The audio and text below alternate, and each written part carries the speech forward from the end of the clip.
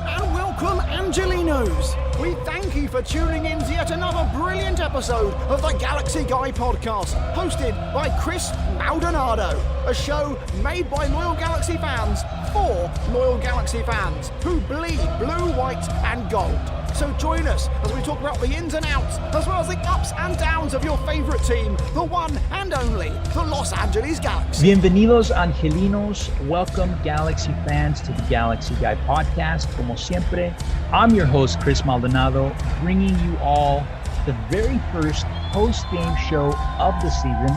Granted, it was just a preseason game, but let me just say, even though this was just a preseason game, the buzz around this match really did feel like it was a regular season game.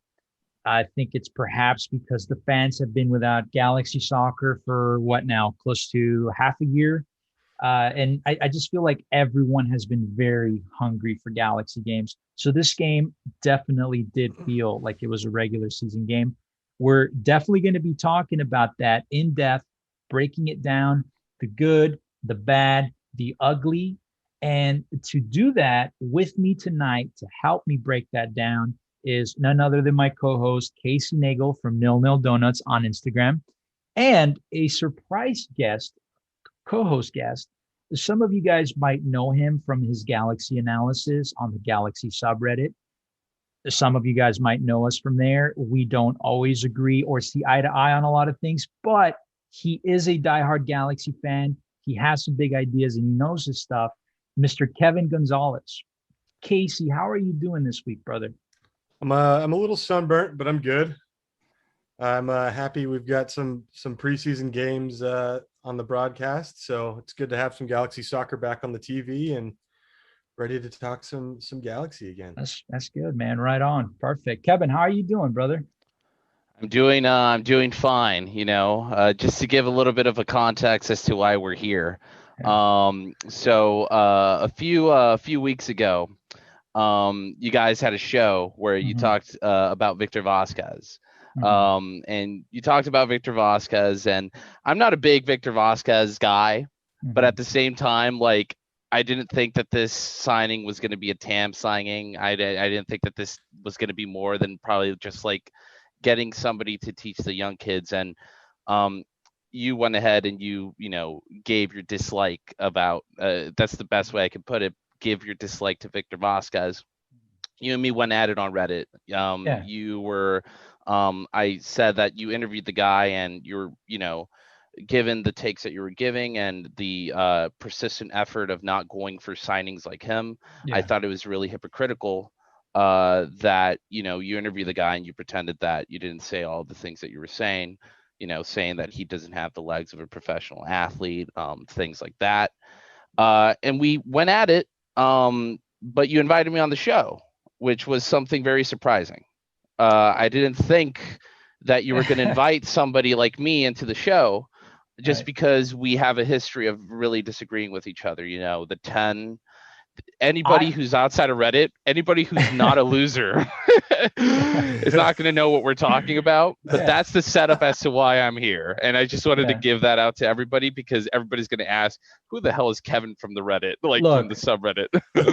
like I said, you and I, we rarely see eye to eye, but that's part of the reason why you're here. So we can clear some of that up, but also because I know you're a diehard Galaxy fan and you have some big ideas.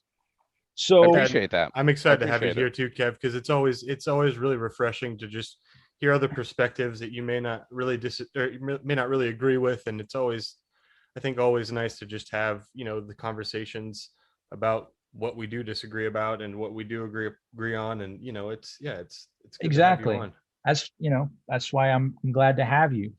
So discourse, the word of the day. Discourse, exactly. Yes.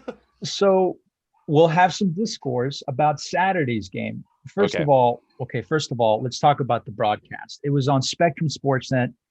I know that a lot of people had a hard time viewing this game, as is usual when they're on Spectrum. Not a lot of people subscribe to Spectrum. Me personally, I subscribe to Spectrum. The only reason for that is the LA Galaxy.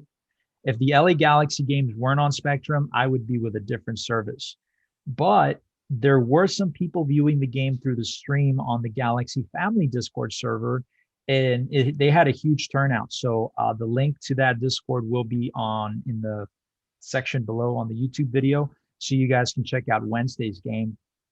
As always, though, the pairing of Kobe Jones and Joe Tutino, in my opinion, among the best MLS commentators, hands down. I'm not even saying that biased because Especially Joe. Especially Joe. Joe is a legend. I think he carries both of them. I think Kobe is really good in terms of his experience, but Joe, I don't know, he has the announcer voice, Like you could tell that when he was 5 years old, he was announcing like what was happening in the playground. Like that was his that was his, like, he was just born to do that, Yeah. Yeah, and they play so well off of each other. I think there's some really good banter between him and Kobe, and like you said, Kevin, you get the great analysis from Kobe. And Joe just carries the broadcast so well with his personality and his voice. Oh, yeah. They have great such to hear him again. They have such great chemistry together too, and it's just so refreshing to hear. If you listen to any other MLS broadcast, their local broadcasting team doesn't even come close. Do you guys remember when Orlando first had their games and the Univision had the English announcers, and that guy sounded like he was drunk as he was announcing the games. He didn't even know what a corner kick was or how the offsides rule was. Like that's what I think of as to like the polar opposite of like Joe and Kobe, just because like they do accuse other MLS fans accuse those two being biased, but come on, they're from the LA Galaxy, and to me, like, they do criticize the team. To me, they do give as much as they can, a neutral opinion as to what's happening in the team. But yeah. That's my take. I'm gonna go now. No, I'm just absolutely, man. That we can agree on. But since we're in a good position right now, so far we've agreed on everything. Let's talk about the starting 11, right? We can start from there. The starting 11 was a mixture of, I would say, arguably half starters, if you want to say some of those players are starters, and the other half was the backup guys, right? We had Jonathan Bond at goal. We had Jalen Neal in the right back position, which was kind of unusual because he's a natural center back. But I guess he's been used as a right back throughout preseason. Steris and Dupuy at center back. We had Biafania in the right back position. He played limited minutes because he's still kind of nursing an injury. But it was refreshing to see him out there. It was good. It was a good indication that things are going well for him and he's recovering well. The midfield, of course, we had Sasha playing deep in the midfield. At least when Spectrum put out the graph of the lineup, it looked like he was playing that defensive midfield position, which didn't end up being. He actually played more of an attacking midfield position. We had Saldana and we had Perez playing just above him, Zubak and Dunbar on the wings, and we had Chicharito up top. Definitely not a full A-team lineup, if you could say that. It was less than half the presumed starters on the field, but what did you guys think about that lineup? Casey? Well, we're playing the kids, which is what a lot of people have been calling for in the last couple of years. And I think it was a good showing from a lot of names that we haven't necessarily seen play for the senior team. Saldana, and a couple of the others. But I think I was most impressed with what I saw on the wings, especially from Dunbar. Zubak, he did an okay job on the wing. Our wing backs are looking really good. Villafania, I thought Josh Drack did a pretty exceptional job as well.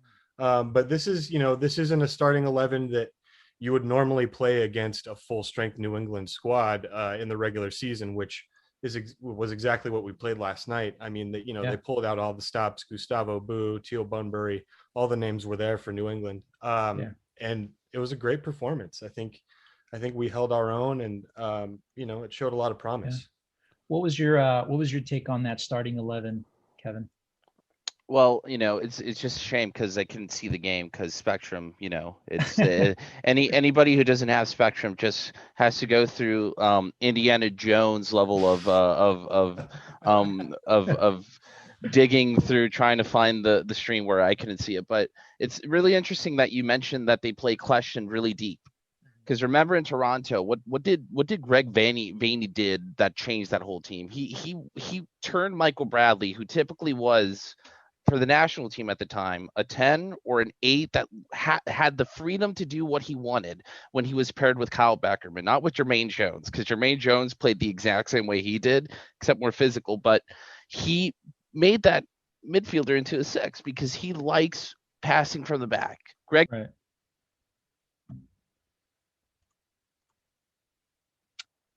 Uh-oh. I think we lost Kevin. Might have. I don't know why it just unmutes itself, There but you yeah, go. like, but Greg likes the 6. You know, he is infatuated with the 6, and the fact that he made Kleshin, like with Chiletto. When was the last time you saw Kleshin for this team as a 6? He never played as a 6. Never. And it was only until Greg Vanney, because he, as we're going to go and talk about later in the podcast, the transfer rumors with the 6, he wants a 6. He wants to give Jonathan Dos Santos the liberty to dictate the game, just like how he gave that same freedom to Jonathan Osorio with Toronto when they won the cup. So this is interesting, but Kleshin as a 6 probably is not my and that it probably didn't work well. And but what did you guys think about that? What happened? You know what though?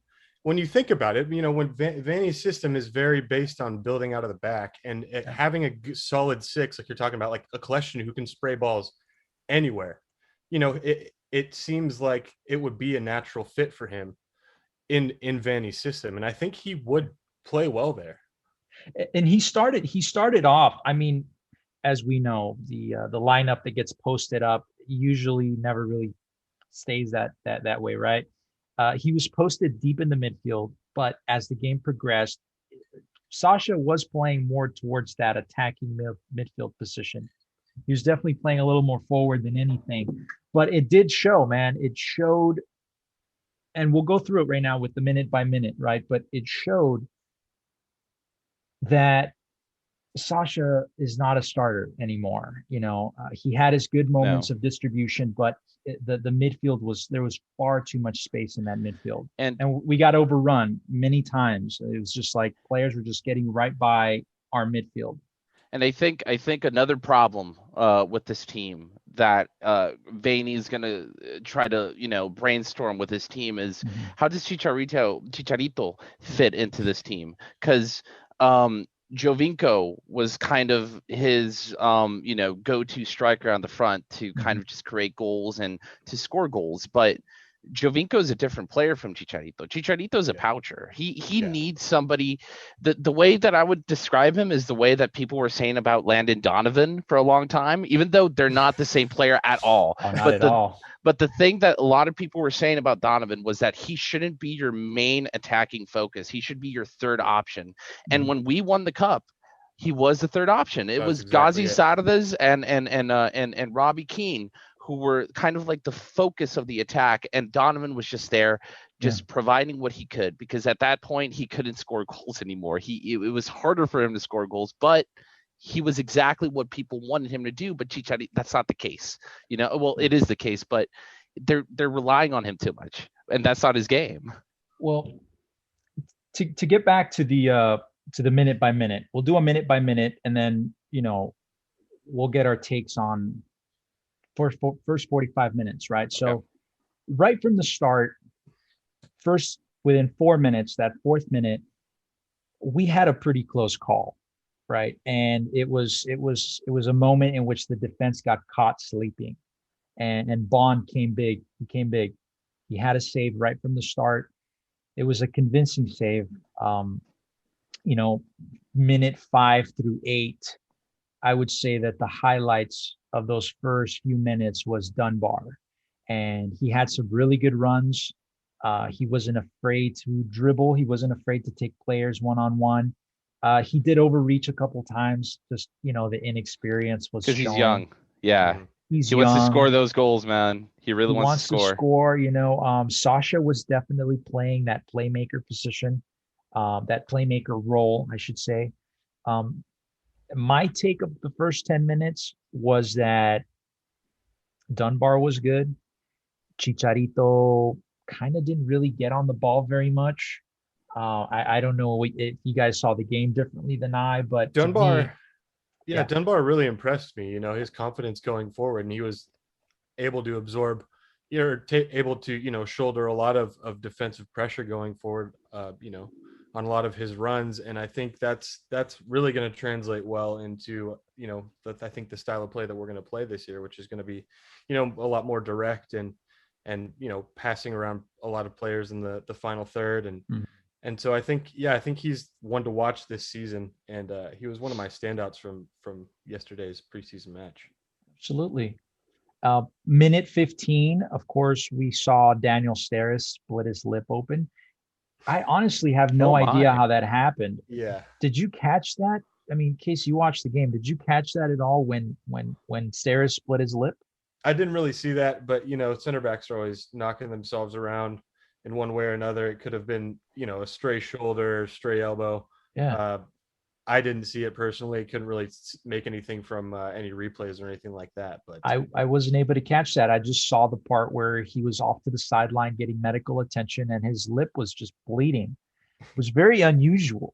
You know, after that 15-minute mark, right around the 15th minute, another great save by Jonathan Bond, his second save of the night. And, it was just, I mean, it feels really nice to finally have a goalkeeper that can make those saves, right? Oh, 100%. yeah, Remember Donovan Ricketts? Remember just how he kept fumbling balls when they were shot at him. He Yeah. didn't have the grip anymore. But going back to what you were saying, I'm guessing you're saying that comment because of David Bingham, right? yeah, Just the way that he played.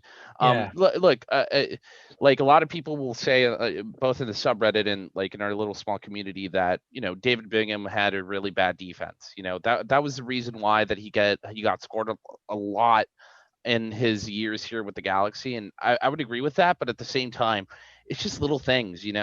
Can you pass out from the back? Can yeah. you come up and be that Jaime Pinedo where you prevent the one of my favorite memories of me being an LA Galaxy fan, because I haven't been an LA Galaxy fan as much as you guys probably were. Like, you were a Galaxy fan from Cienfuego like time. I wasn't that a fan during that time, but one of my favorite memories was Jaime Pinedo doing a double save against Obafemi Martins and Clint Dempsey when they were playing here in the semifinals here in the MLS Cup. David Bingham was not that type of goalkeeper, Not at and we all. need a goalkeeper like that can make those saves, that can get us to edge a little bit to the finals of an MLS Cup. And it seems like, I hope that Bond is that type of player. The Yeah, thing is, though, it seems like it's so far. I mean, it's preseason, right? And we saw him for what, 45? It was like 50 minutes, I believe, when he was subbed out. But already it does feel like he's miles ahead of anything we had with Bingham. 100%. Yeah, he's much less hesitant. I think there was a Yeah, lot of hesitancy with Bingham, and Bond is much more confident off his line and much more aware, and has yeah, that awareness of when to pick his moments and come out of the box when he needs to challenge defenders, come out of his six when he needs to challenge defenders and balls. And that's something we haven't really seen, that confidence yeah. in the back and being really kind of able to command between the sticks and build from the back as well. So I He think he that's going to be really really he important. really did keep us in the game because, how like you is said, New England came out swinging. They had Carlos Gil out there. Gustavo Bo seemed like he was already, pretty much. He's not even in preseason form. He's ready to go for the season. And he stopped them a couple times. Shots that, honestly, if it was David Bingham at goal, I think would have been goals for sure. how is his passing from the back, though? Because that's always been my thing with Bingham. Like, one of the, and respect for Bingham, just because I'm not a professional soccer player. And it's really hard for me to trash on somebody when I'm not a soccer player. I Mhm. don't know what he goes through, the amount of hate he gets everywhere. But one of the things that I did not like from Bingham was the fact that he would throw long balls, and sometimes he would give possession to the other team. just because he would kick the ball outside of the field. How was Bond's passing from the back? Was it average, or did you see that he can actually pass from the back? He can actually pass from the back. I think it's fairly exceptional. He would usually go directly to a defender. He would sometimes go with the long aerial ball and create the 50-50 chance, which didn't always turn out in our favor. But I think, he's a much better distributor than I think what we've been used to the last couple of years. Which you don't need a goalkeeper that passes from the back. You just need a goalkeeper that can make the save. And that's something that, especially in MLS, like David Bingham was just, he was just your run of the mill goalkeeper. He wasn't a champion caliber goalkeeper. And it's so good. It's so good to see that a lot of the praises for that game was aimed towards Bond and the way that he played. Absolutely. And he was, like I said, the goal was peppered, throughout the night. Yeah. And we'll talk about that when we get into the stats in a little bit. But continuing the minute by minute, the 21st minute goal, of course, by Johnny Perez off of a header. It was a very weird and awkward goal. It all initiated from Chicharito's individuality. He kind of created that play for himself, took the shot. The ball bounced awkwardly back. Sasha caught it, sent in the cross. It kind of bounced off of Chicharito's back very awkwardly, kind of bounced off of Farrell. And then Johnny Perez, capitalized on the opportunity. He went in for the header, kind of collided with the goalkeeper, Matt Turner, and the goal went in. So overall, it was a very awkward goal. Most of the credit I give to Chicharito just for creating the play. Johnny Perez for having the confidence to actually go in for the header. I feel like a lot of young guys of his stature probably wouldn't do that. But that was the only goal of the game. I thought it was a decent goal. What did you guys think about it? Casey, what was your take on that goal, man? I mean, it was a pretty scrappy goal. I mean, I think we were able to capitalize on a pretty crummy situation. But like you said, it was most of Chicharito's doing. But yeah, it was good to see Johnny Perez get a goal for the senior team, even if it's just the preseason. And that obviously builds confidence going forward. And even for the guys, who created the goal, it's a good, confidence booster. Yeah. And so we'll just have to see how we react in moments like that, on our end. I think those kind of blunders were our kind of the thorn in our side the last 4 to 5 years. So if we can react to those kind of moments appropriately, on our defensive end, I think we'll be in a good position. The Galaxy had a good chunk there, a couple minutes where the offense looked really solid. Right after the goal, about 7-8 minutes after that, in the 28th minute, Dunbar had an amazing run straight from the midfield. Chicha kind of followed the play. Chicharito lobbed the ball, and he got the ball to Dunbar at the end of his run, and Dunbar had that shot at goal, which was, was an amazing save by Turner, right? But that could have easily been a goal, and it was a fantastic play. Things were looking good up until that point. The first 30 minutes or so, Dunbar was definitely the most dangerous player on the field, in my opinion. He just showed such maturity. It definitely has shown that he has put in effort in the offseason and in preseason, because he the moments we saw him last season, he looked good. He looked like he had the potential. But what we saw yesterday, at least to me, it seemed like he's really, really trying to show that he's ready for some serious first team minutes. He seemed like such a mature player. He was taking players 1v1. He was dribbling the ball. He was being kind of cheeky with his plays, kind of hiding the ball from the New England Revolution players. And he was making the runs. I liked what I saw. The first 30 minutes with Dunbar out there, really good. What was your take on that? Well, I couldn't see the game, but one of the things that I remember from Dunbar was I think it was when Chiletto was still the coach. He played like 10 minutes of that game. I can't remember who it was. I want to say like the Whitecaps or something along those It was lines. during the But MLS's back tournament, right? yes, I think Yeah. so. That I sounds think right. so. He played like 10 to 15 minutes, and in those 10 to 15 minutes, he looked better than Efrain Alvarez ever was in the last season. And I think it's because, again, no hate for Efrain, because I think he's just a different player. I think he's more of the Guatemala Blanco 10 type of player. But Dunbar, he just has so much athleticism for his age. That was the one thing that I thought to myself when I saw him playing in that match. And do you know where he played? Was he playing right mid, left mid, or was He he was playing as playing an left eight? wing. He was playing Left left wing. wing. Yeah. Interesting. I thought they were going to try to groom him into an eight, like somebody that can, like a Weston McKinney, both sides of the ball type of midfielder. But if they're going with a winger, I want to see how that's gonna look like. Let me Yeah, say he's definitely built. He's definitely built as a winger, in my opinion. His, like you said, his athleticism, his speed. He's definitely a winger, in my opinion. It may turn out that he's an even better midfielder. That's yet to be seen. But so far, I like what I saw as a left wing.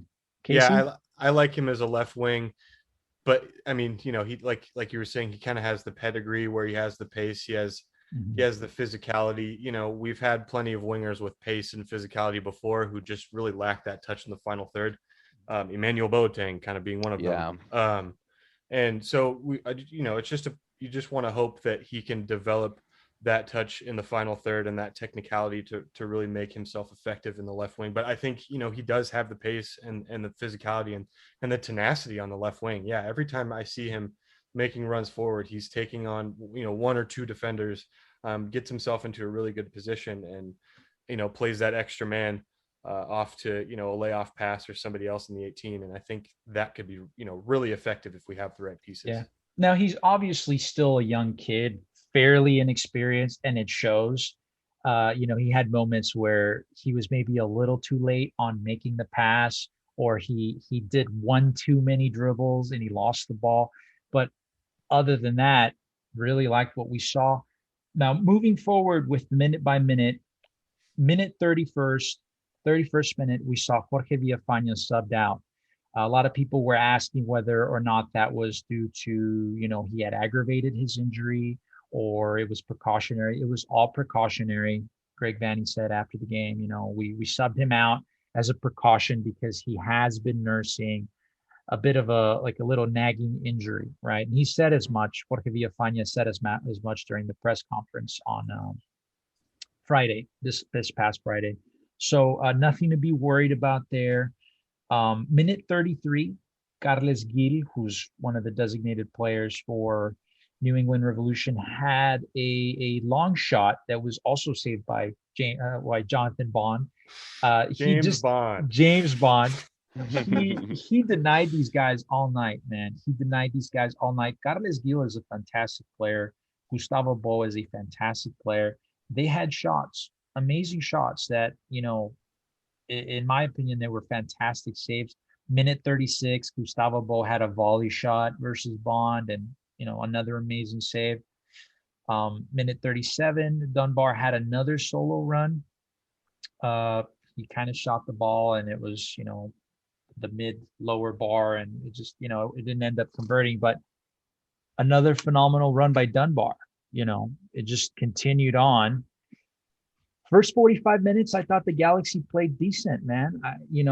Was I wrong in my assessment there? But I felt like the Galaxy kind of held it together for what it was, which was a patchwork team, with some starters and, mostly Galaxy 2 guys. I thought they held out. What did you think, Casey? Yeah, I think it was, it was a good first half, especially being the first, broadcast preseason game. You want to kind of get a feel for what everyone's fitness is looking like. And I think a lot of the guys are looking, like they're full, like regular season fit. There were a lot of really pacey runs, some really quick one-touch technical passing, which, I'm sure you guys have seen all of the footage of Greg Vanney preaching that, kind of style at practice and stuff like that. And so it was a good performance, and I think you're going to see a lot of hunger coming out of the younger names in the squad, and they certainly showed up in Yeah. yesterday's match for sure. No, I think so. I think so, man. Now, obviously, the second half was a complete different story. Let's talk about the second half, because the second half it seemed to really go downhill.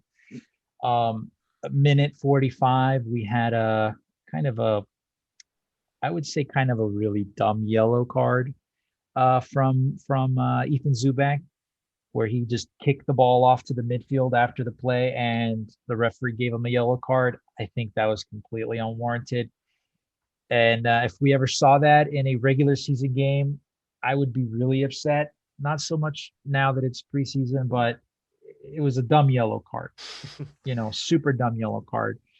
Um, Jonathan took way too many shots for comfort in the beginning of that second half. Well, really all throughout the second half, right? We will talk about the stats in a little bit. Minute 54, another great volley shot by Gustavo Bo, another amazing save by Jonathan Bond. That one had a lot of pace behind it.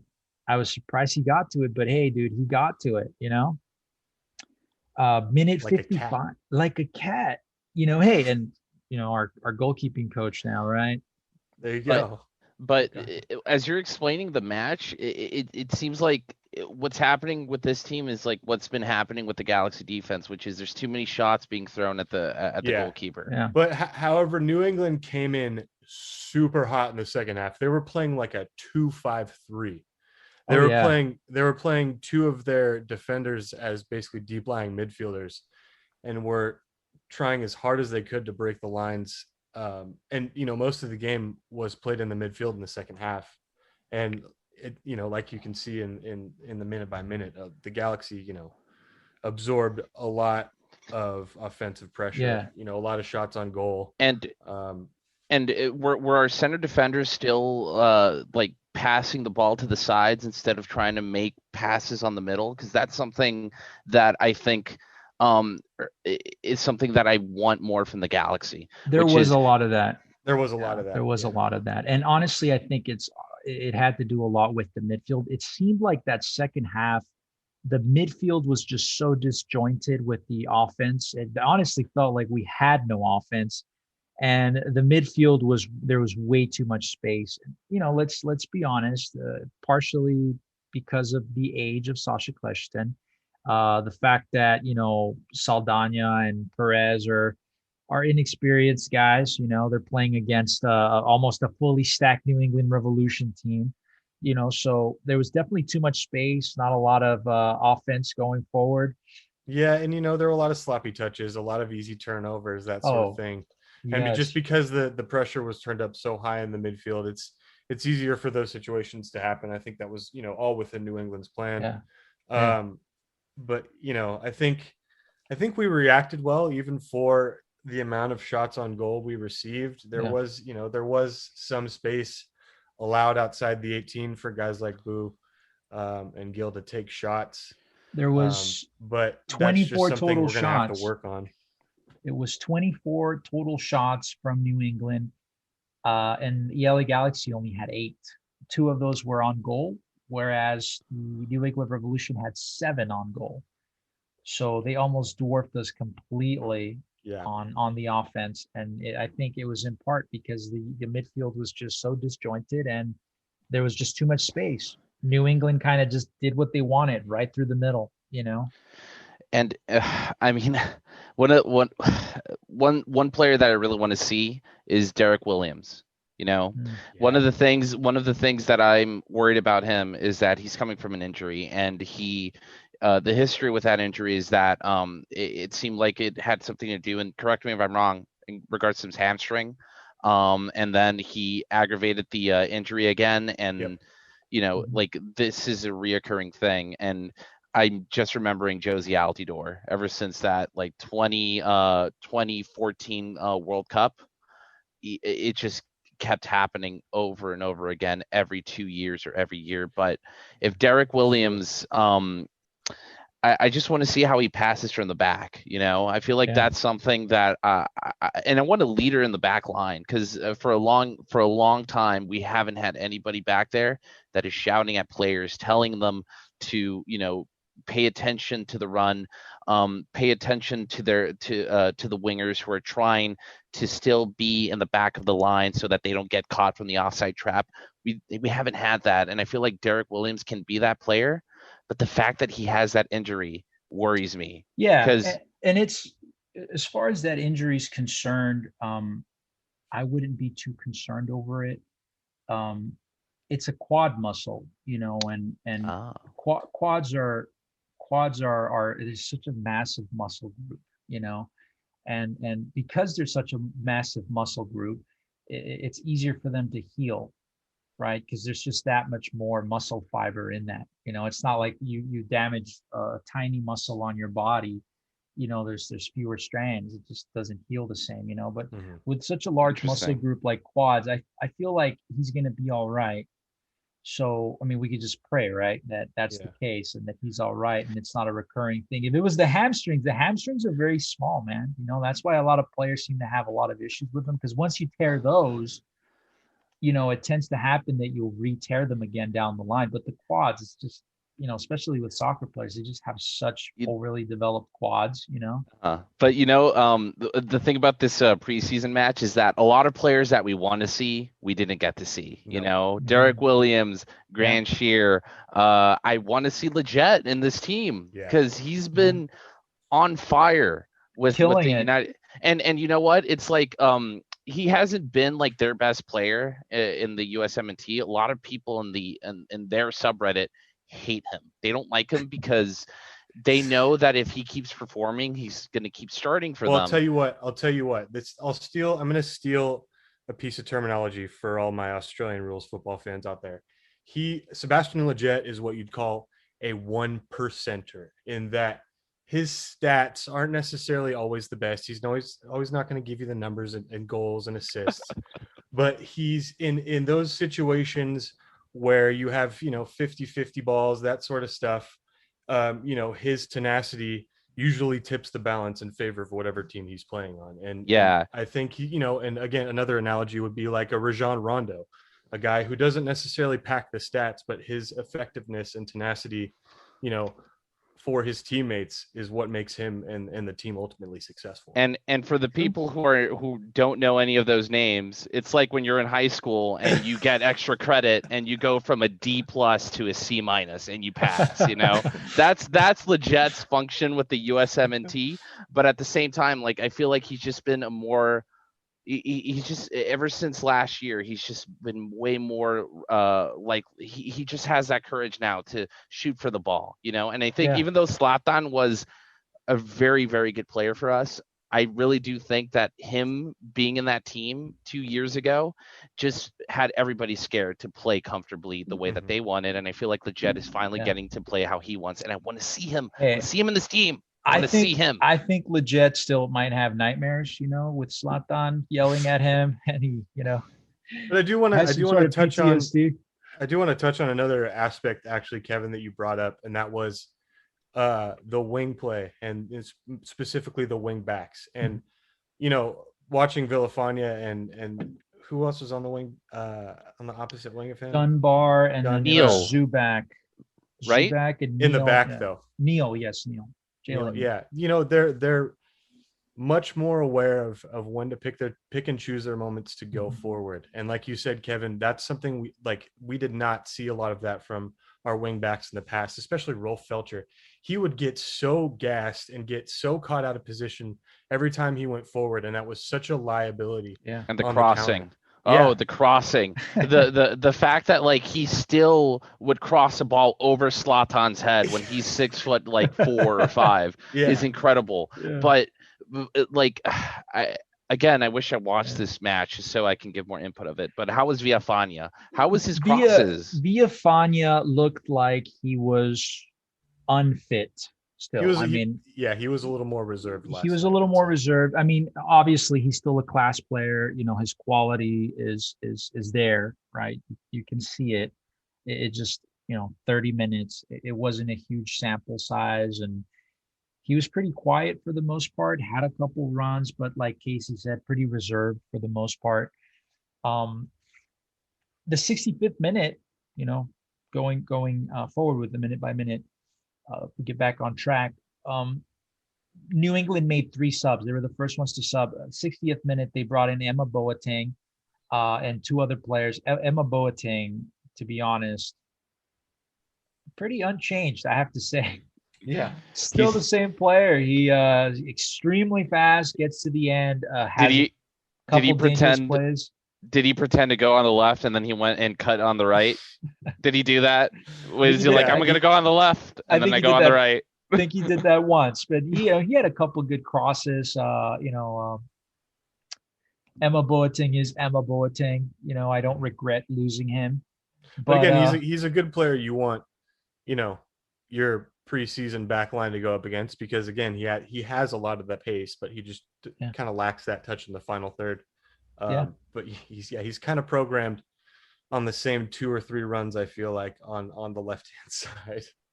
That same minute, 60th minute, the LA Galaxy also did some subs. They brought in Augie Williams for Chicharito. They took out Jonathan Bond, substituted him with Jurgen Klinsmann, and they brought in Josh Drack for Dunbar. 65th minute, they subbed out Jalen Neal, who I thought played a pretty decent game. He had a couple moments where he was shaky, but honestly, I think that was nerves. Young player getting his first start for the senior team. Had a point where he was dispossessed once or twice. Had a giveaway or 2, but for the most part, I feel like he played like a center back playing right back.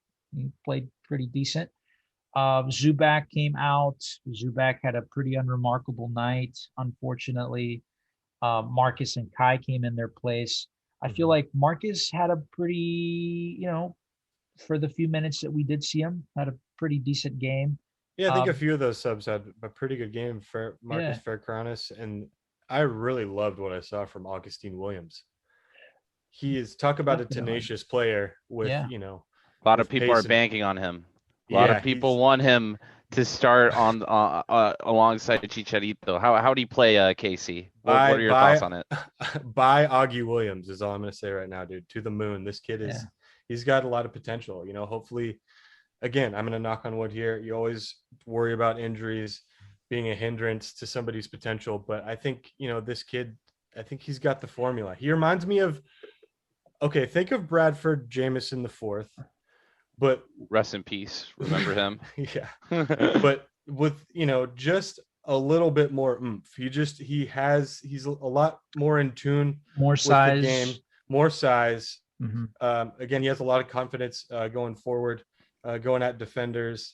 I think he's definitely on that list of ones to watch for the future. And a lot of people say like he's too old. He's 23 years old. Look, Christian Ramirez, remember when he first came to Minnesota United? Exactly. He was playing for a long time USL soccer, but here in the MLS, it's more about your size and how big you are and how big of an impact you are. There's a reason why Alan Gordon, for a long time, he made his career of just coming from the bench and just scoring in the last 2 minutes, because here in this league, we physicality is just a big factor in scoring goals. It's not the one pass touch that Zlatan wanted. It's how big and fast you are. That's why Boateng still plays, because he's fast. He's super fast. Listen, as it stands right now, in all honesty, the LA Galaxy hasn't signed any other strikers, and it doesn't really sound like they are. I think they're just going to go with Chicharito,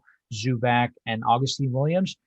As it stands, I think Augustine Williams is ahead of Zubak, and 100%. I honestly do think that Augustine Williams will get a lot of minutes this season. Yeah. Because we're assuming that Chicharito, A, is going to stay healthy for the entire season, and B, that he won't get any more national team call-ups. It's a realistic possibility that Chicharito will get some national team call-ups this season. He's not ancient. He's not performing to the best of his abilities, but he's still the Mexico's top goal scorer of all time. It's a possibility that he'll get some call-ups. So he's going to miss games. And it's a possibility at his age that he will most likely suffer an injury or become fatigued somewhere down the line, you bring in Augustine Williams, who, in my opinion, is miles ahead of Zubac. And I think it's very well deserved if Augustine Williams gets those minutes, because, there's a reason why last season he was the LA Galaxy 2's top goal scorer. He was only one goal behind the USL Golden Boot winner, because he's a player, we saw it on Saturday, who has that drive, right? He's got that killer instinct. It was unfortunate that they weren't really getting the ball up to him very much, but there's a good comparison to compare to Alan Gordon, by the way, because that's I see traces of that in there. But I'm very excited to see more of him, man. I really am. And Greg likes playing with two strikers on the top. Mm-hmm. He likes playing with two strikers on the top. When he won cups there, it was Altidore and Jovinko, and for a long time they didn't have a 10 until Victor Vasquez came into the team.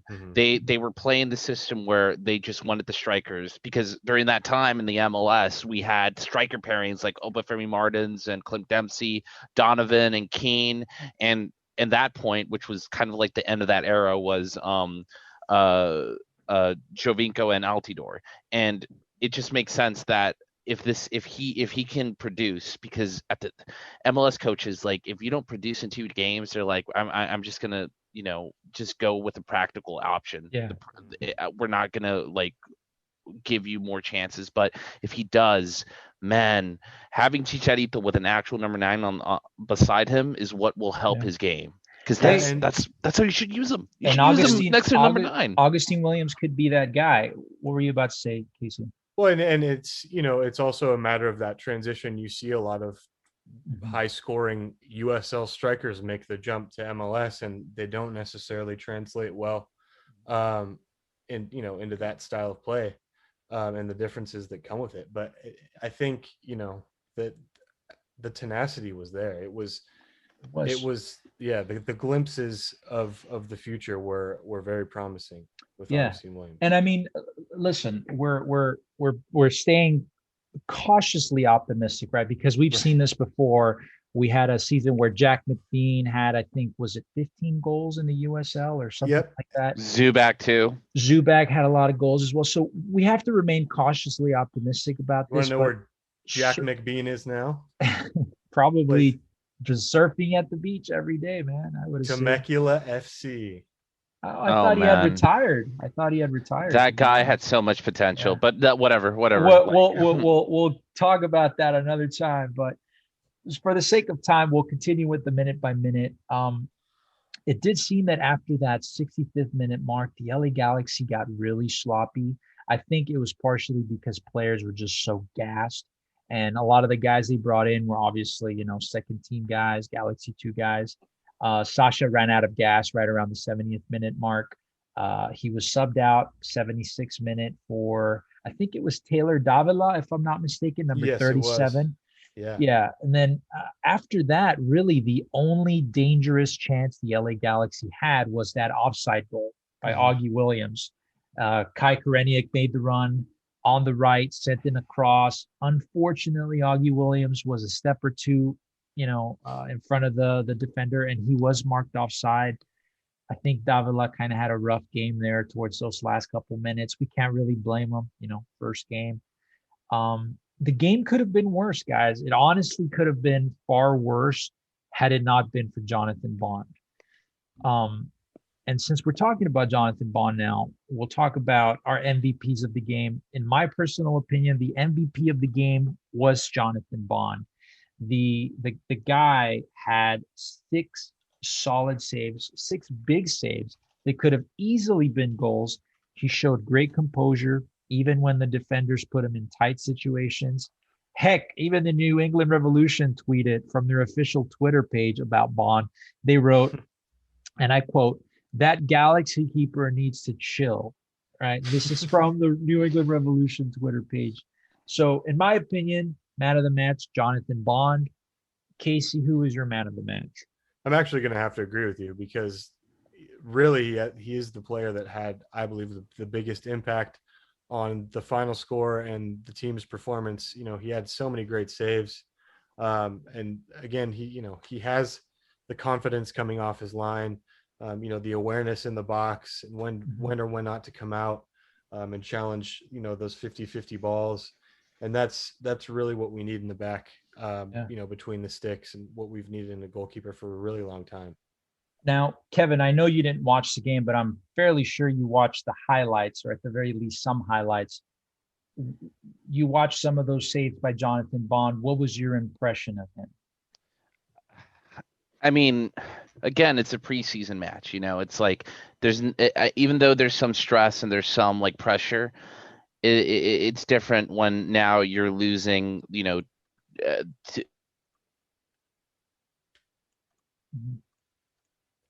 Oh, sounds like we lost Kevin again. Earth to Kevin. Anyway, moving forward, right? So we pretty much agree that Jonathan Bond was the man of the match, right, Casey? Absolutely. He makes me really excited, man. He makes me really excited for that goalkeeping position. Like I haven't been excited in a very long time since we lost Benedo, to be honest with you, right? Now, speaking of the stats, we know that Jonathan Bond had 6 saves. That's big reason why we stayed in the game, because honestly, the New England Revolution peppered the goal. Like I said earlier, they had 24 shots, whereas the LA Galaxy only had 8 shots. The New England Revolution had 7 shots on goal, and LA only had 2. LA had only 2 corners. The New England Revolution had 8 corners. Total saves for the LA Galaxy, 7. The New England Revolution's goalkeeper, Matt Turner, only had to do 1 save on the night. LA Galaxy suffered 10 fouls, New England 7. There was 1 offsides for the LA Galaxy. That was the Augustine Williams goal. 4 sides for the New England Revolution. Scoring chances, we had 4. The New England Revolution had 9. It's a very one-sided game if you look at the stats. Yeah. And I would say that most of that was reflected in the second half, where the New England Revolution really did overrun the LA Galaxy. Sorry about that, fellas. That's all right. So what I was saying is like, again, it's a preseason match. I think what I love about him is that he's a dual nationalist player. I think what was really interesting about the offseason in regards to the Galaxy is that it seems like the Clos is now learning what MLS is about, and it's not about the Barrocheletto way of just filling the whole team with South American players, getting international spots from everybody, and then now once those international spots are expired, it's like, what are we going to do with these players? Like, I don't know. They don't like it here because the cultural impact of living here and compared to South America is really different. I don't want to be here anymore. All of that's gone. Now we have an actual GM that's learning how MLS is done, but at the same time, the fact that half of the team is composed of people who have international duty. I think your other co-host mentioned this, and I never thought about that, but that was a really interesting take, that half of the team is composed of people that play for the national teams. And then when they're out on international break, we're going to lose all of those players. But that's my feeling of Jonathan Bond. I don't know if he played good or not. The only thing that I like about him is that he's producing, and he doesn't cost David Bingham's salary, which was like what, $200,000 or something. It was closer to 300, I think, is last year. 300 and something thousand, which I mean is not a fortune, but we were paying Benedo like 200,000, I think, at some point. And he left because we couldn't pay him the amount that he wanted, because we couldn't pay him more. Exactly. Well, and you never know with the financial situation. At AEG, they could be doing some belt tightening, and that could play into close up playing a little bit of money ball here. And I think it's smart, if we can pick off dual nationals and not fill up those international spots on the roster, and keep these salaries within the TAM level, I think we'll be in a good spot, because really that's what other teams are really doing in the league. They're picking off kind of the bigger South American prospects, for the DP slots, and kind of filing the rest in accordingly. And it's, as you've seen, it does wonders, and it produces on the field. Or at least at this point, like, because the Galaxy, like, again, like, this is the first year that Greg's going to be able to, actually see what this team's capable of. And I'm really, really pessimistic as to what this team is capable of, just because there's a lot of DPs that I feel like are not really what he wants is not what he has in terms of like Jonathan Dos Santos being a Absolutely. 32-year-old number 8 that he's planning to be the main focus of the offense. But, Jonathan Dos Santos was considering retiring last year because of the injuries that he had. And now, Greg is trying to, like, his solution is let's get a 6 so that he does the legwork, and then Jonathan Dos Santos kind of doesn't have to run as much as he did He's 2 more years free. ago. He's more free to enter that offense. Yeah, if he could feels like it. he Yeah. could jog for like, 10 Yeah. seconds if he wants to, instead of him running everywhere to Yeah. cover as much ground. But So to me, what I'm really excited about Jonathan Bond and all these dual internationals is that it tells me that the Colossus is actually learning. He's Yeah. adapting, and I want to see more of that, but he has to So- produce this year. since you brought that up, Kevin, that's a perfect segue for our next talking point, which is we're going to talk transfers, right?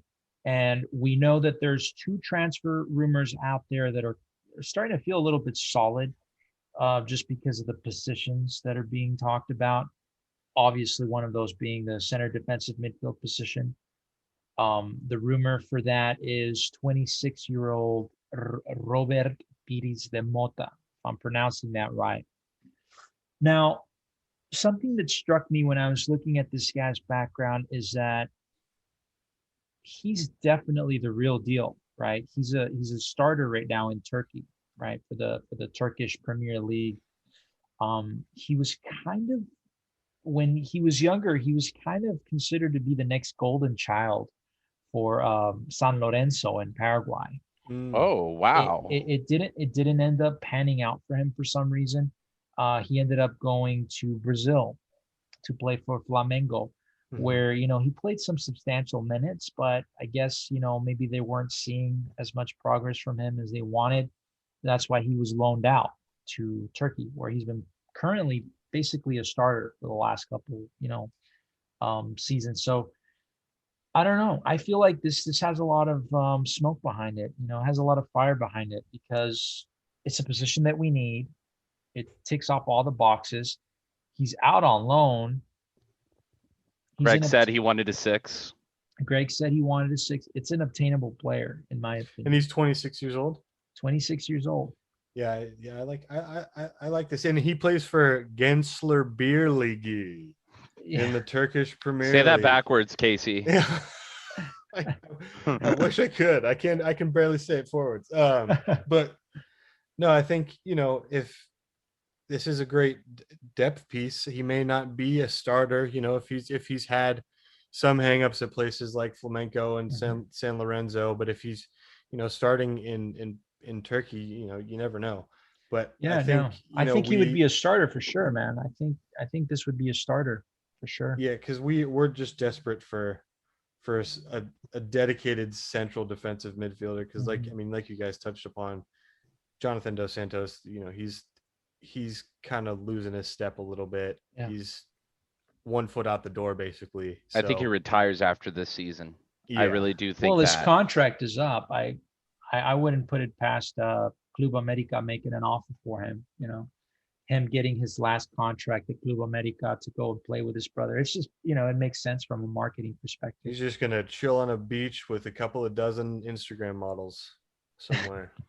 No, and you know what? Like, like, I know this is slightly off topic, but I really do think that Jonathan Dos Santos' inclusion of the team wasn't a bad experience for me. It wasn't a Gio Dos Santos situation where you just knew that Gio, he was faking injuries. He was not wanting to play for the team. He was finding any excuse to not play for the team, and it was really interesting when Gio was in the team. Jonathan was doing the same thing, and the moment he left and Zlatan came in, that's where he stepped up his game. That's where he started becoming more of a leader, because he saw the difference between his brother and an actual number 9 that, despite being 15 years older than Gio Dos Santos, is still able to produce in the toughest leagues.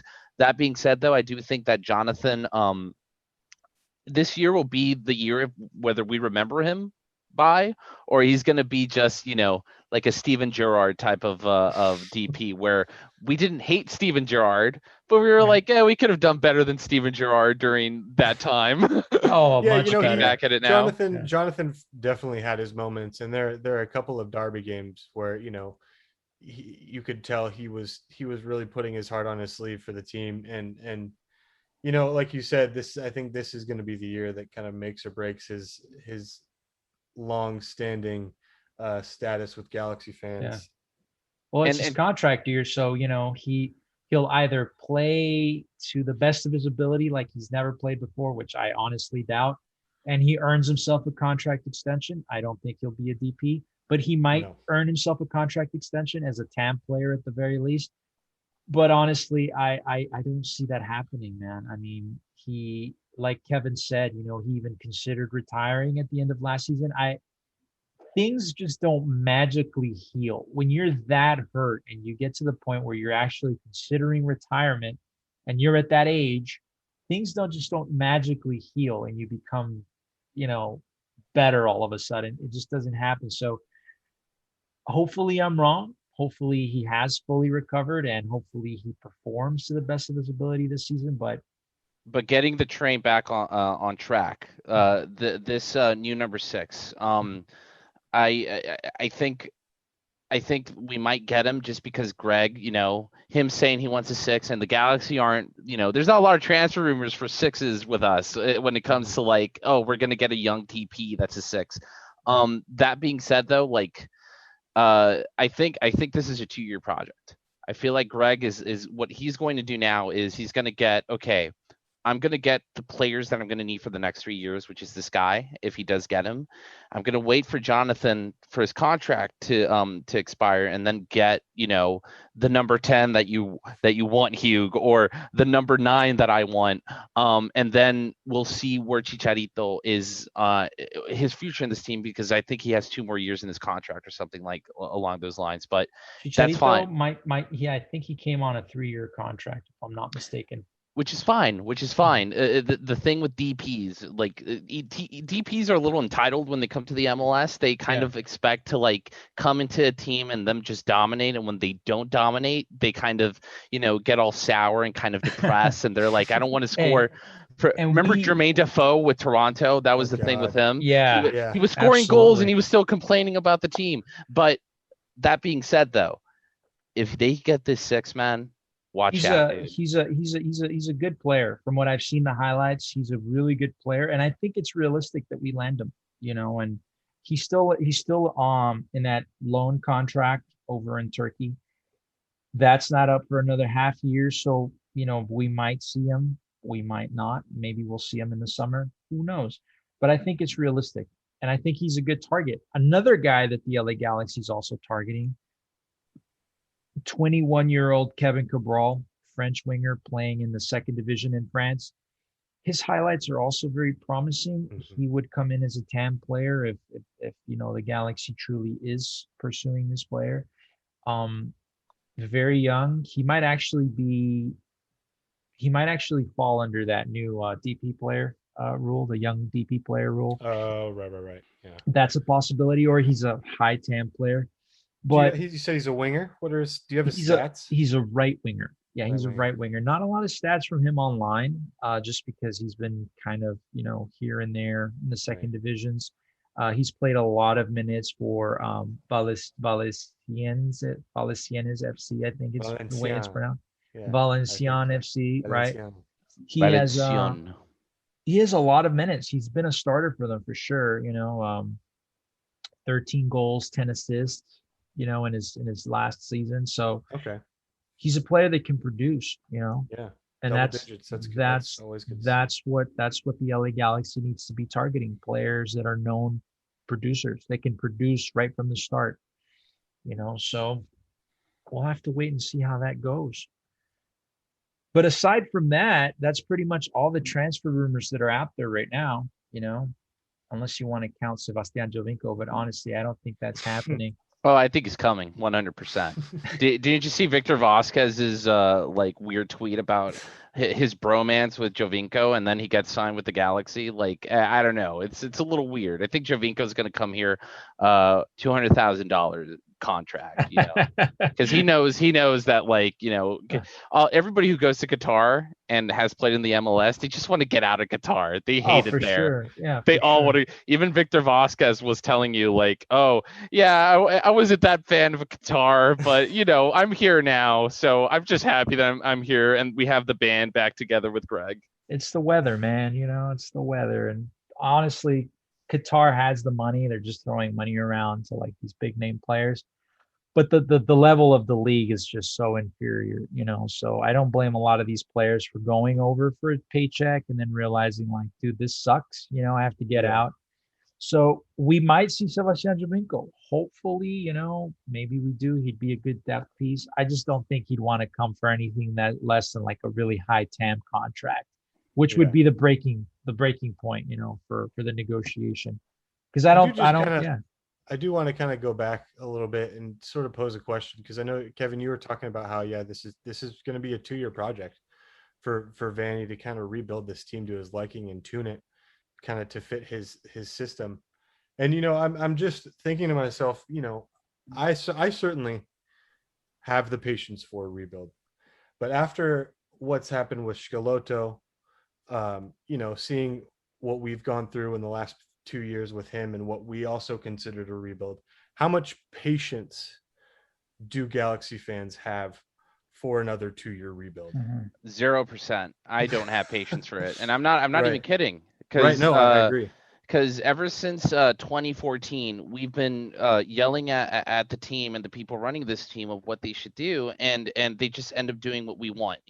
Like for example, not going for DPs that don't fit the team or what the coach wants. That's something that has plagued this team, and it seems like that's something that they're kind of shying away from, because now we're having rumors with DPs that don't have big names on them, like a Zlatan or a Steven Gerrard or a Chicharito, and instead these seem like DPs that Greg wants. But going back to your question, Casey, this is why Greg is probably the best candidate, and I hope Chris disagrees with me and we could go at it on the show right now. But one of my biggest critiques with Chileto was that he didn't understand MLS.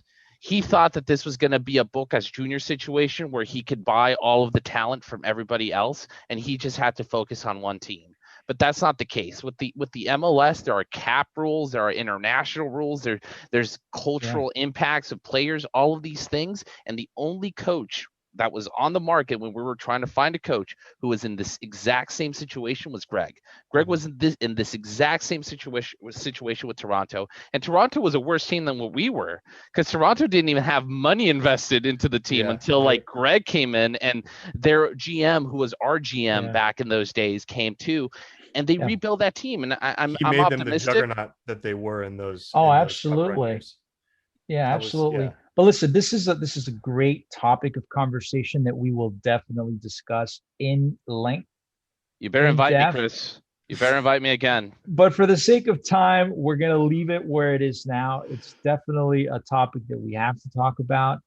I have my opinions on Guillermo Barros Schelotto. I know you guys are very opinionated on Guillermo Barros Schelotto. But for tonight, I think we did a pretty good game recap. We're going to have another game on Wednesday coming up. That's this Wednesday. That's April 2nd, if I'm not mistaken. 7 o'clock, same time, Spectrum Sportsnet. So if you absolutely can't get to a TV with Spectrum Sportsnet, go to the Galaxy Family Discord. On Discord, you can download it on your phone. You can download it on your computer. Check out the game there on the Discord server, because G-Man, that's the guy who runs the Discord server, he's doing a phenomenal job just, putting up games, streaming them. So if you have absolutely no other option, log on, check them out, check it out. There's always a post-game recap then and there, live, everyone just giving their take. So pretty fun, great atmosphere. It's kind of like a watch viewing party without actually being in a room with a bunch of people. You're just in a room virtually. Mhm. So pretty fun, pretty good. Check it out. We'll look forward to that. And we'll have a recap for you guys after that game. So stay tuned. But for tonight, I think we're done, guys, unless there's absolutely anything else you guys want to throw in there last minute. Galaxy fans, just, let's see how this looks. Let's see how this looks. We're gonna 5 games in, we're gonna see what this team is gonna look like. Preseason games, you have no idea as to how this is gonna look. I remember when Perry Kitchen, his first preseason game, he looked like Andrea Pirlo, and then he just did not live up to the hype. And it's like just temper expectations. Yeah, that's exactly it. Because we could lose this game 3-0 on Wednesday, and everyone will be calling for Greg Vanny to be fired on Reddit. Hey, let's hope not. Let's hope we get another win over New England. Let's hope that our offense looks more solid than it did on Saturday. But again, we want to thank the viewers for tuning in. I'm Chris Maldonado, Galaxy Guy Podcast. Always a pleasure to have Casey on. Kevin, it was a pleasure to have you on, dude. You too. Even if we disagree on most things, Monday through Friday on Reddit, it's always great to have a different opinion, different takes on things. We don't always have to see eye to eye. So thank you for joining us. Thank you for coming. And for all the listeners out there, stay tuned. We'll have some more content for you guys soon. But have yourselves a good rest of your week. Guys, have yourselves a good night. Take it easy.